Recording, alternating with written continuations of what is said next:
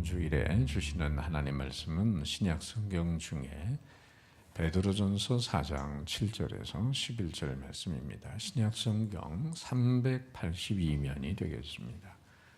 신약 성경 382면 베드로전서 4장 7절에서 11절 말씀 봉독할 때 살아계신 하나님의 음성을 들으실 수 있기를 바랍니다. 만물의 마지막이 가까웠으니 그러므로 너희는 정신을 차리고 근신하여 기도하라. 무엇보다도 뜨겁게 서로 사랑할지니 사랑은 허다한 죄를 덮느니라. 서로 대접하기를 원망 없이 하고 각각 은사를 받은 대로 하나님의 여러 가지 은혜를 맡은 선한 청지기같이 서로 봉사하라. 만일 누가 말하려면 하나님의 말씀을 하는 것 같이 하고 누가 봉사하려면 하나님이 공급하시는 힘으로 하는 것 같이 하라. 이는 범사의 예수 그리스도로 말미암아 하나님이 영광을 받으시게 하려 함이니 그에게 영광과 권능이 세세에 무궁하도록 있느니라. 아멘.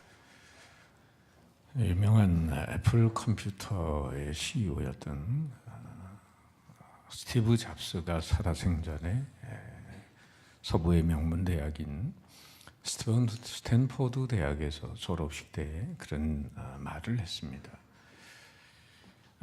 그는 17세 때 그 한 경구를 읽고서 생애 큰 전환점을 이루었다고 하는데 그 경구가 바로 이런 말입니다. 하루하루를 인생의 마지막 날처럼 산다면 언젠가는 바른 길에 서 있을 것이다. If you live each day as it was your last, someday you will most certainly be right. 그는 이 글에 감동을 받고 50살이 되기까지 33년 동안 매일 아침 일어나서 거울을 보면서 자신에게 이렇게 되물었다고 합니다. 오늘이 내 인생의 마지막 날이라면 지금 하려는 일을 할 것인가? 이 질문에 아니요 라는 생각이 들면 언제든지 그는 자신이 하던 것을 중단해야 한다고 말했습니다. 그리고 또 그는 이렇게 고백을 했습니다. 인생의 중요한 순간마다 곧 죽을지도 모른다는 사실을 명심하고 사는 게 저에게는 인생의 가장 중요한 도구가 되었습니다. 여러분, 인생을 지혜롭게 사는 비결이 있다면 뭘까요? 그것은 마지막을 생각하고 오늘을 사는 것입니다. 끝을 생각하고 오늘을 살아가는 것입니다. 지혜로운 학생은 시험을 볼 때 시험지 받자마자 앞에서부터 무조건 푸는 학생이 아닙니다. 한번 전체를 다 훑어보고 나서 어디에 큰 비중이 있는지 또 어디에 쉬운 문제가 있는지 먼저 쉬운 것부터 풀고 남은 시간을 고려하면서 시험 문제를 지혜롭게 풀어가는 학생들이 있어요. 또 하나 예는 제가 잘 하는 방법 중에 하나인데 뷔페 식당에 가게 되면 허겁지겁 앞에서부터 음식을 담지 않고 항상 끝까지 음식 여행을 한번 해봅니다. 그래서 쫙 구경을 눈으로 하고 어디에 내가 좋아하는 음식이 있구나 그렇게 눈도장을 찍은 다음에 거기에 집중 공략을 하는 거죠. 지혜롭게 음식을 먹는 거예요. 여러분, 인생도 마찬가지예요. 뒤나 끝을 생각하지 않고 무작정 달려가다가 인생을 허무하게 낭비하는 사람들이 있습니다. 마지막 이 오메가 포인트를 자주 생각하는 사람은 마음의 옷깃을 여무면서 실속 있게 의미 있는 삶을 살아가게 됩니다. 그렇습니다. 크게는 우주적인 종말, 예수님의 재림으로 찾아오게 되는 우주적인 종말, 그리고 좁게는 나의 개인적 죽음을 통해서 찾아오는 개인적 종말, 이것을 늘 오늘에 앞당겨서 살아간다고 한다면 인생을 얼마나 진지하게 살아가겠습니까? 죽을 날이 저 멀리 있다고 생각하니까 오늘 대충 살고 오늘 엉터리로 살아가고 있는 것은 아닌지, 죽기 전에 회개하자 뭐 이런 사람도 있잖아요. 근데 문제는 사람이 올 때는 순서도 그러지만 갈 때는 순서가 없거든요. 내일까지 산다는 보장 없이 우리는 오늘을 살고 있는 것입니다. 자, 여러분, 매 순간 정말 그 종말의 시간을 생각하면서 살아갈 때 오늘이라는 삶을 얼마나 의미 있게 살아야 되는지 깨닫게 돼요. 어떤 사람은 이 역사의 종말, 우주적 종말은 고사하고 자기 개인에게 찾아오는 이 죽음으로 인한 개인적 종말조차도 생각 안 하고 허겁지겁 인생을 살다가 털커덕 죽음의 문턱에서 인생이 되돌아보는데 후회 막급이죠. 잘 아시는 대로 노벨상의 그 설정을 주인공인 스웨덴의 유명한 발명가 알프레드 노벨은 1883년 스톡홀름에서 출생했습니다. 그는 화학자요 발명가로 유명했는데 33살에 다이너마이트를 발명해서 정말 유럽 최대의 부자가 됩니다. 그런데 30년이 지난 어느 날 노벨은 신문 머릿 기사에 알프레드 노벨이 죽었다, 이런 기사가 뜨게 된 것을 보았어요. 사실은 기자가 착각을 해서 다른 노벨이 죽었는데 바로 이 알프레드 노벨이 죽은 줄 알고 신문이 잘못 나가게 됐는데, 어쨌든 그 잘못된 머릿 기사를 보니까 이렇게 제목들이 타이틀이 있는 거예요. 다이너마이트 왕이 죽다, 죽음의 사업가 파괴, 발명가가 죽다. 이 머릿 기사를 보면서 노벨은 많은 생각을 합니다. 내가 인생을 정말 이렇게 살다가 죽는 건가? 많은 사람에게 살상을 내고 많은 사람의 희생을 자아내는데 내가 기여한 인물인가? 내가 이렇게 죽으면 사람들이 나를 어떻게 평가하겠는가? 그는 이 오보된 신문 보도를 통해서 자기 인생을 깊이 성찰하게 됐어요. 그리고는 자기 전 재산을, 다이너마이트로 번 전 재산을 좋은 일에 쓰기로, 생명을 살리는 일에 쓰기로 했습니다. 모든 재산을 내놓아서 과학의 진보와 세계 평화를 염원하는 노벨의 유언에 따라 스웨덴 과학 아카데미에 기부한 막대한 유산을 기금으로 해서 1901년부터 노벨상이 제도가 실시가 됩니다. 여러분은 세상을 떠난다면 무엇으로 결론을 맺으며 어떻게 나를 사람들이 평가하리라고 생각을 하십니까? 어떤 사람으로 여러분은 기억될 것 같아요? 언젠가 한 번은 떠나야 되기 때문에 꼭 암에 걸린 분이 아니라도 우리 모두는 다 시한부 인생입니다. 여러분, 우리가 원하든 원하지 않든 죽음은 찾아옵니다. 그러나 인생의 문제는 죽음이 아닙니다. 진정한 문제는 죽음을 대비한 오늘의 인생을 얼마나 진지하게 살았느냐는 거죠. 오늘 말씀에도 종말에 임하는 우리 신앙인의 자세에 대한 말씀이 있어요. 오늘 첫 귀절은 이렇게 시작합니다. 만물의 마지막이 가까웠으니. 어떤 사람들은 물리적인 시간만 생각해서 베드로가 시간 계산 잘못한 게 아닐까? 이렇게 주님이 오시는 재림의 순간을 의미한다고 볼 수 있는데 2000년 동안 주님 안 오셨는데 이 마지막 주님 오실 때를 잘못 짚은 거 아니냐, 그렇게 볼 수 있지만은, 그러나 이 말씀에서 강조하는 것은 그런 물리적 시간만은 아닙니다. 주님의 시간은 우리의 시간과 달라요. 베드로후서 3장 8절에 그런 말씀이 있잖아요. 주께는 하루가 1000년 같고 1000년이 하루 같다. 주님은 우리에게 그날과 그 시를 가르쳐 주지 않았습니다. 바로 그날이 가까웠다고 하는 것은 늘 그날이 오늘인 것처럼 깨어 있으라는 얘기입니다. 긴장 풀지 말고 바로 도적이 임할 그날처럼 그날을 대비하며 오늘을 살라는 거죠. 오늘 말씀은 시한부 종말론자들이 주장하듯이 모든 생업을 전폐하고 재림을 준비하라고 가르치지 않습니다. 오히려 정신 차리고 기도하고 열심히 뜨겁게 사랑하고 또 열심히 봉사하라. 이런 성경적 종말론은 시한부 종말론자들이 말하는 것과는 차원이 다릅니다. 시한부 종말론자들은 모든 거 다 정리하고 재산 싸들고 자기를 교주 앞으로 다가오라고 그렇게 요구합니다. 그러나 마르틴 루터의 말을 빌려서 우리가 성경적 종말론을 믿는 사람들에게 주는 교훈이 있다면 바로 이렇게 정리가 됩니다. 내일 주님께서 오실 것처럼 깨어 근신하고 동시에 1000년 뒤에 오실 것처럼 성실하게 오늘을 살라. 한번 따라해요. 내일 주님께서 오실 것처럼 깨어 근신하고 동시에 1000년 뒤에 오실 것처럼 성실하게 오늘을 살라. 내일 오실 수도 있고 1000년 뒤에 오실 수도 있다는 거예요.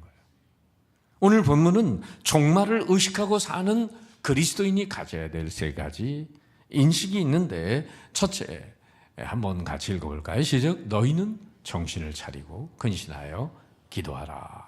왜 마지막 때에 이렇게 정신 차리고 깨어서 기도하라고 하는 걸까? 하나님의 뜻을 분별하기 위해서입니다. 그분의 뜻이 무엇인지 알고 그분의 뜻대로 살기 위한 거죠.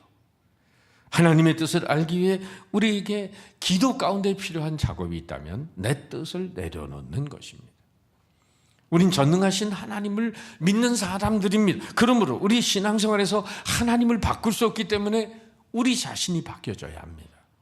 바로 그것이 자신을 바꾸어 나가는 작업이 기도입니다. 물론 쉬운 일은 아니죠. 실존주의 철학자 키엘 케고르도 말한 것처럼 기도는 하나님을 바꿔서 우리의 뜻을 이루는 게 아니라 기도하는 사람이 변화되어 하나님의 뜻을 이루어야 한다라고 했습니다. 예수님도 십자가 사건을 앞에 놓고 겟세마네 동산에서 피땀 흘리며 기도할 때 할만하시면 이 시간을 지나가게 해달라고 처음에는 인간적인 소원을 아뢰었습니다. 그러나 기도하시면서 마침내는 하나님의 뜻을 붙잡고 기도하면서 이렇게 기도를 끝내시죠. 나의 원대로 마시옵고 아버지의 원대로 하옵소서. 우리 주님에게 있어서 그 기도는 아버지 하나님과의 대화를 통해 자기의 생각을 줬고 하나님의 뜻에 순종하는 것이었습니다.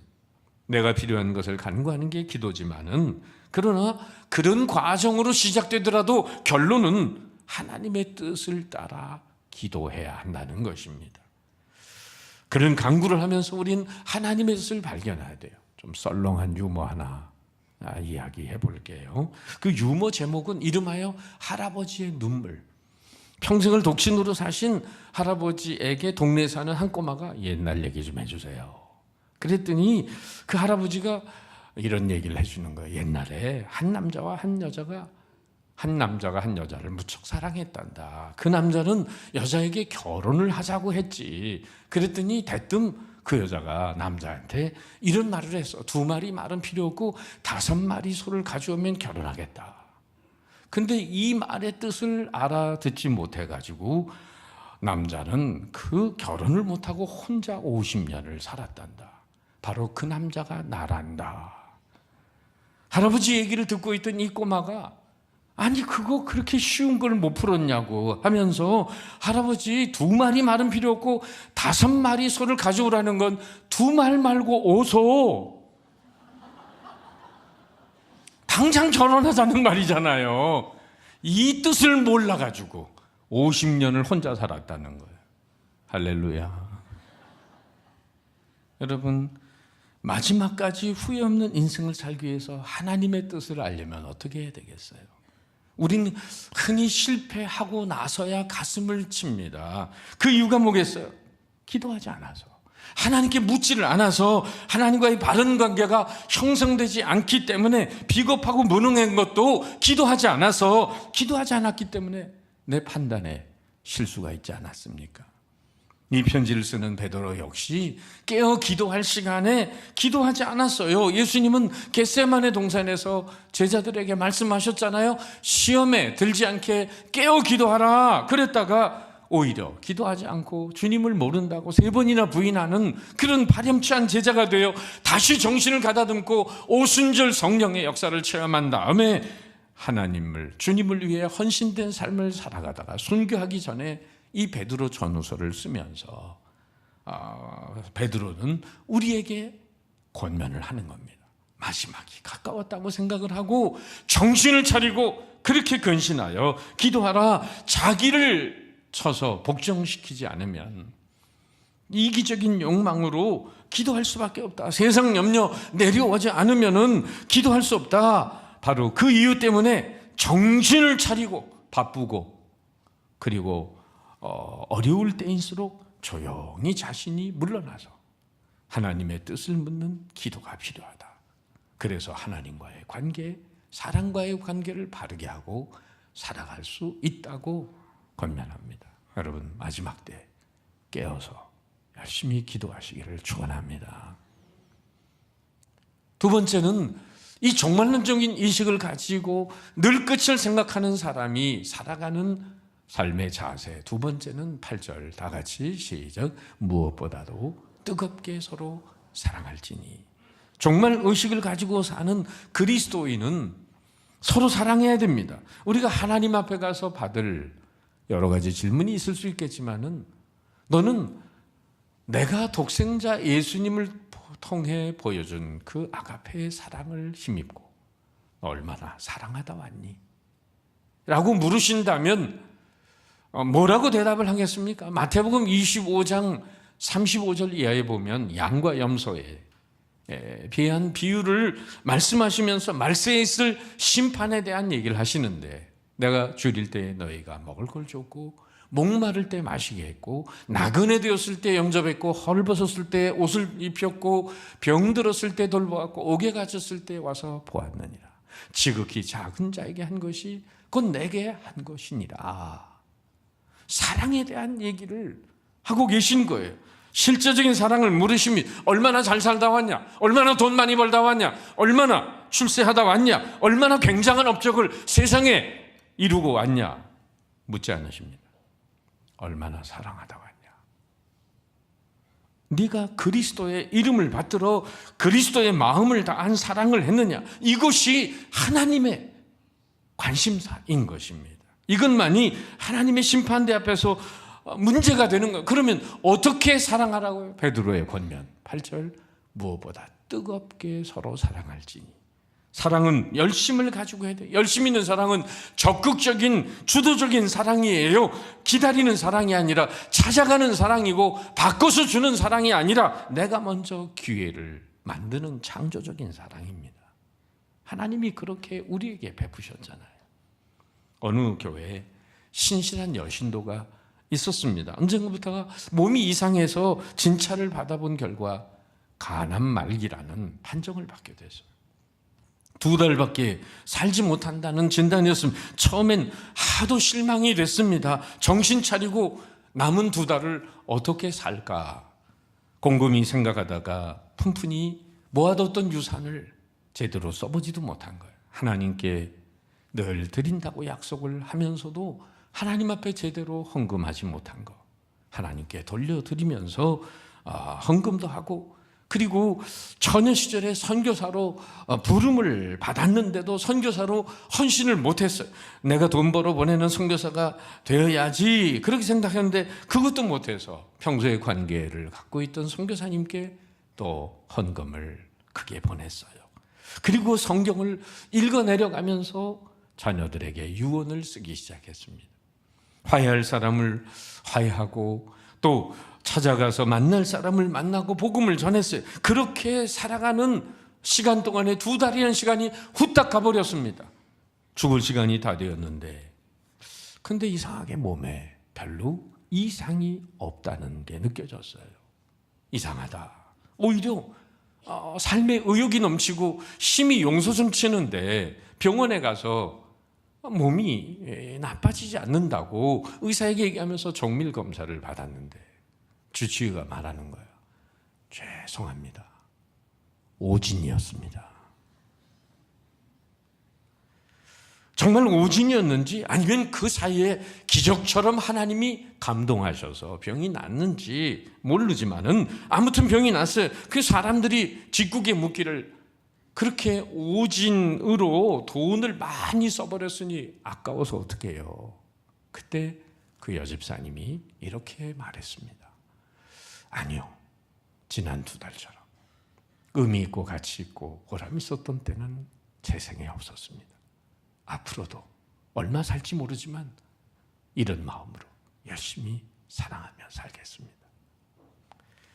우리들의 생애가 여러분 얼마 남지 않았다고 생각한다면 원수같이 여겼던 사람에 대해서 어떻게 정리하시겠어요?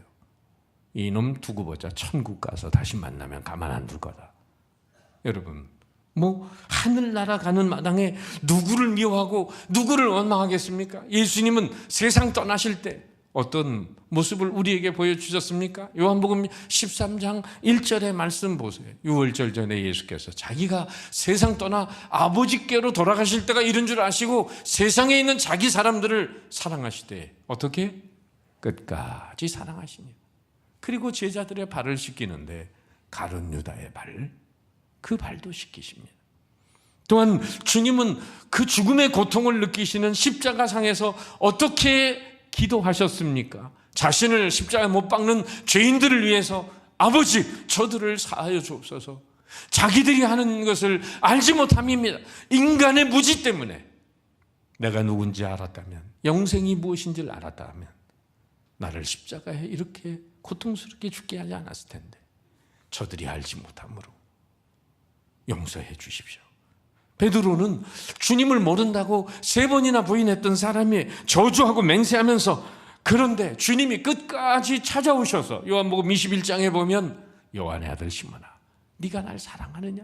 3번 부인했던 걸 만회시켜 주시려는 양 3번이나 사랑에 대한 질문을 하시면서 오히려 사명을 새롭게 부여해 주십니다.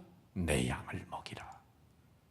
그 같은 주님의 뜨거운 사랑을 경험했던 베드로이기에 그 사랑에 잇대어 오늘 마지막을 생각하며 오늘을 사는 그리스도인들에게 권면합니다. 사랑은 허다한 죄를 덮느니라. 여러분, 허물 덮는 것으로 우리의 사랑을 진단해 보십시다. 얼마나 많은 허물을 덮어봤습니까? 가장 가까이 지내는 사람들과 불편한 관계에 있는 분은 없으세요? 사람은 완벽하지 않습니다. 누구나 다 실수가 있고 약점이 있어요. 우리 모두는 서로의 허물을 덮어주며 살아가야 합니다. 물질 준다고 참사랑이 아니에요. 명예를 줘야 됩니다. 음식 대접했다고 참사랑이 아닙니다. 바로 내 의를 줘야 됩니다. 죄인을 사랑하기 위해서 내가 죄인이 되고 더러운 사람을 사랑하기 위해 내가 오물통을 뒤집어 써야 합니다. 거기까지 가기 전에는 절대로 남을 제대로 사랑하지 못해요. 얼마나 많은 허물을 덮어봤습니까? 진정 사랑은 허물을 덮어버립니다. 잠언의 10장 12절에 지혜왕 솔로몬은 말하죠. 다 같이 시작. 미움은 다툼을 일으켜도 사랑은 모든 허물을 가리느니라. 이것이 종말을 살아가는 성도들의 삶의 태도입니다. 마지막 3번째, 종말론적인 인식 속에 늘 살아가는 성도는 3번째 자세가 10절에 있습니다. 다 같이 시작. 각각 은사를 받은 대로 하나님의 여러 가지 은혜를 맡은 선한 청지기 같이 서로 봉사하라. 청지기는 주인의 재산을 관리하고 또 주인에게 받은 권한을 행사하며 상당한 자유를 누립니다. 그가 가지고 있는 것은 다 주인의 것입니다. 내 것이 아닌 것을 우리는 잘못 생각해서 내 것이라고 착각할 때가 많아요. 남의 것도 빌린 거 오래 가지고 있으면 내 것처럼 생각이 되고 또 주고 싶지도 않아요. 여러분, 본래 내 것이 아닌데도 말이에요. 이 순간에도 우린 내 것으로 착각하고 있는 게 많습니다. 내 생명, 건강, 물질, 은사, 대인관계, 생명, 시간, 모든 것들 하나님이 맡겨주신 그 선물의 관리자들인데도 우리는 그게 다 내 것인 줄 알고 하나님 앞에는 오히려 깨평주는 마음으로 살아갈 때가 많아요. 여러분, 그것이 언제부터 내 것이었습니까? 언제까지 내 것입니까? 오늘 나의 마지막 날이라면 내가 가지고 있는 모든 게 정말 내 것 맞습니까? 내 손에 쥐고 있는 저금 통장 내 것입니까? 내가 사는 집 내 것입니까? 다 쓸데없는 생각이에요. 청지기의 마음으로 가다듬어야 됩니다. 한층 농부가 친구에게 이런 하소연을 했어요. 나에게는 땅도 많고 재산도 많은 게 사실이야. 그러나 난 죽은 다음에 내 모든 재산을 자선사업에 쓰도록 내가 유서에다가 못을 박아놨거든. 그런데 아무것도 나는 없는 거나 마찬가지지. 다 돌려줄 거니까. 그런데 사람들이 나보고 구두쇠 그래. 왜 그런지 모르겠어. 친구가 다음과 같은 우화를 들려줬어요. 하루는 돼지가 암소 보고 푸념을 늘어놓았단다. 나는 남들 보기에 많이 먹고 살도 쪘지만은 죽으면 내 살과 가죽을 고스란히 주인한테 다 바치잖아. 그런데 왜 남들은 나보고 돼지야 그러면서 손가락질 하는지 모르겠어. 암소가 핀잔을 줍니다. 넌 실컷 먹고 살이나 잔뜩 쪄가지고 하는 일 없이 빈둥거리다가 죽어서야 쓸데없는 고기 주인한테 돌려준다고 하지만은 야, 날 봐라, 나 암소. 응? 평소에 밥 깔아주지, 평소에 짐 져주지, 우유 짜주지, 그리고 살았을 때 이렇게 도움을 주인에게 드리다가 나중에 몽땅 고기까지 다 바친다. 꼬리까지. 여러분은 어떻게 생각하세요? 재산을 악착같이 움켜쥐고 있다가 빈손으로 죽는 사람도 어리석지만은 좋은 일에 바치겠다는 유서 한 장 써놓고 구두쇠 노릇하는 인생도 올바르다고 할 수 있을까요? 살아있을 때, 할 수 있을 때 열심히 선하게 일하고 열심히 남은 하나님의 뜻대로 자신의 삶을 드릴 줄 아는 사람, 이 사람이 올바른 사람이죠.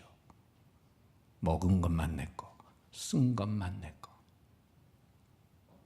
음식은 나를 위해 드려졌으니 먹은 것은 내 것이고 의미 있게 가치 있게 쓴 것만 하늘나라에 상달되니 그것만 내 거죠. 그러니 의미 있게 쓴 것만 하늘의 상급으로 이어지는 진짜 내 거가 되는 거지 가지고 있는 거 하나도 내 거 아닙니다. 감리교 창시자인 요한 웨슬레에게 젊은이가 물었습니다. 내일 밤 목사님께서 세상을 떠나신다면 오늘 뭘 하시겠습니까? 수첩을 하나 꺼내더니 웨슬리는 난 여기 적혀있는 그냥 스케줄대로 하루 더 살다가 갈 텐데. 여러분, 지금까지 나 늘 매일매일 주님 앞에 선다는 생각을 하고 살아왔던 사람은 오늘도 내일이 내 삶의 마지막 날이라고 해도 내 수첩에 있는 스케줄대로 그렇게 살아간다는 거예요. 뭐 거기에 부산 떨 것도 없고 새로운 일 할 것도 없다는 거죠. 여러분, 그것이 종말을 바라보는 신앙인의 바른 자세가 아니겠어요? 사랑하는 성도 여러분, 올해의 마지막 주일입니다. 우리는 한 해의 마지막 시간을 바라보는 이 시점에서 내 인생의 정말 역사의 우주적인 종말을 내다보고 오늘을 어떻게 살아야 하는지, 새해를 어떻게 살아야 하는지 결단해야 됩니다. 지금 당장 주님 만날 준비가 되어 있으십니까? 오늘 나의 마지막 날이라고 한다면, 주님이 오신다고 한다면 난 어떤 모습으로 그분 앞에 서겠습니까? 여러분, 정신 차리고 지금부터라도 기도하고 뜨겁게 곁에 있는 사람들을 사랑하고 하나님이 주신 은사를 10분 발휘해서 선한 청지기같이 열심히 봉사하십시오. 바로 그럴 때 하나님이 영광을 받으실 줄 믿습니다. 오늘 말씀합니다. 다 같이 시작. 만물의 마지막이 가까웠으니 그러므로 너희는 정신을 차리고 근신하여 기도하라. 무엇보다도 뜨겁게 서로 사랑할지니 사랑은 허다한 죄를 덮느니라. 열심히 기도하고 뜨겁게 사랑하고 열심히 봉사하면서 언제 주님이 오시더라도 부끄럽지 않은 모습으로 주님을 만날 수 있는 은혜가 있으시기를 주님의 이름으로 축원합니다.